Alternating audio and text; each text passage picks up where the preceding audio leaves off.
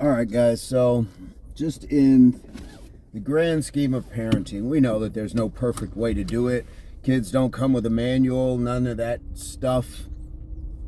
But there's still things that you can do in the best interest of your children when we're talking about parenting. And one of them is not putting them in the middle of your mess. One example, of course, like when we're going through splits between parents, the dissolving of the family, leave the kids out of it. Don't put them in the middle of it. That's just, they're already going through enough that they may not even know how to express. And to put the weight of your burden onto them is just an extremely selfish thing to do. And it's poor parenting.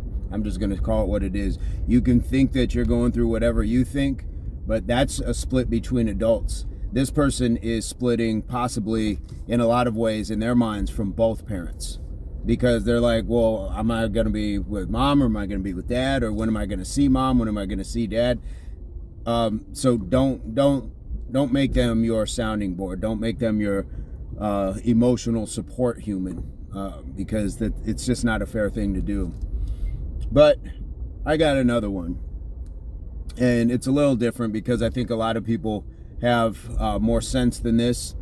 But recently I had somebody dox me. For those who don't know what doxing is, it's putting your information, the information you would not otherwise want the public in general to know. Now, yes, it is public knowledge, but most people don't go looking for it because we respect other people's privacy.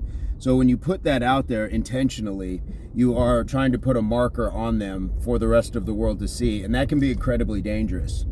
I had somebody do that recently, and when I reached out to them because they did it intentionally, they had claimed that I had done a similar thing to somebody else, which is completely untrue. But it wasn't their place in the first place to take up for the other people. But cool, they're trying to be a good friend. I get it. But they were misguided, and they were completely off in what they were saying I had done. Nevertheless, my response was, so even if I had done that, which I hadn't, you're saying that compounding that makes it right. Because by putting my children in jeopardy potentially, or myself, then you're saying that makes it a better thing.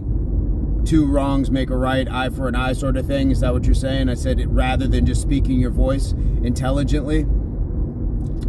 But I immediately just said I recognize who this person is going to be, so I cut off all communications. Problem was, when I went live later to discuss this point with the community at large, who was aware because of her post about me, her child jumped into my live feed and said, "You're lying. Why would you say that about my mom?" And I just said, "Your mom's not telling you the truth." And as I was scrolling, I went to block the person, and the child, I should say, and the child says, "Wait, you're gonna block me?" And I said, "Yes," and I did. Because it's not their place. They should have never stumbled across that. Guys, be very careful when you let your children play in these internet streets. And I'm not saying because they may come across something that you've done or that's going to be embarrassing or things. You just never know. You just never know what's going on in a lot of people's minds, behind their keyboards, behind their screens, where your children are concerned. I didn't want to have to be the one that child has this impression of now. The second their mother decided that she was going to post something nasty about somebody who she knew her children were a part of that page, that's my other YouTube channel, she should have immediately or prior to said, "Hey, we're not going to go on that channel anymore," and sat down and had that talk with them. Have that talk with them, because what happened is this child had no idea, and they stumbled right into basically a war zone that was created by their mother. I will be clear, I've never met their mother in a day of my life. This is not an intimate, sort of vengeful sort of thing, but she'd made it that way. And again, when you do that, expect that there is pushback.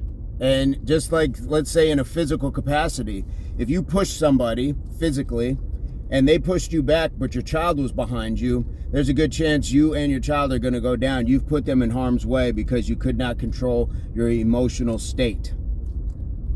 Just is what it is. But guys, you gotta protect your kids. Sometimes, first and foremost, from yourselves. And that's a sad place to be. And I did feel badly for that child. I didn't want that to be the last engagement they had with me. But it is what it is. I didn't put that out there. That was not my position, and it wasn't my duty to protect that child. I protect my own children, and I keep them abreast of what's going on.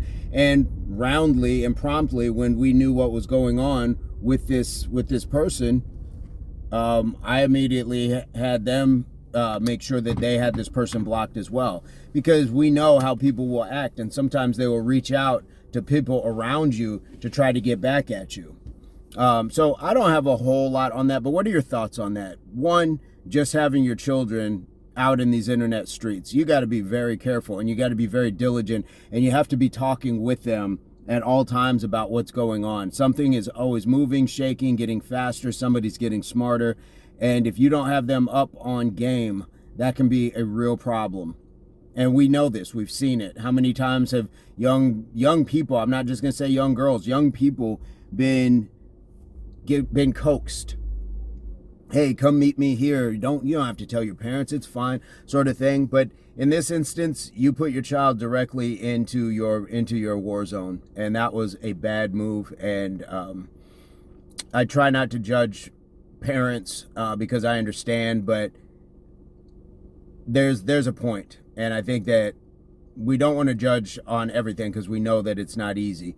But then there's also that point where it's like, you really dropped the ball on this one. And in this case, you dropped the ball because you couldn't even see past your own anger or your own need to get revenge, that this was possibly going to come back onto you, or in this case, onto your child. So let me know what your thoughts are. What's your ace up the sleeve, your advice, comment, experience? Please leave it in the chat. I think it's an important topic for everybody to kind of understand. This is not a cool place to be when it comes to doing this to your children. And most importantly, doing that to yourself. If you had that state of mind, what does that mean you are doing in your household on a daily basis for and about your kids? Anytime you are out to get a measure of what you're going to call revenge or whatever, that's energy you're taking away from your children. You've traded positive energy that you should be teaching or raising your kids for negative energy to create drama and chaos. And it came back on you in a way that was not good for anybody. So, again, I'd love to know what your thoughts are, and we can discuss it. But guys, again, leave in the chat, and I hope this finds everybody in your place, pursuit, or beginnings of total health, mind, body, and soul. Peace, love, unity, solidarity, and as always, subscriptions and videos. So stick around.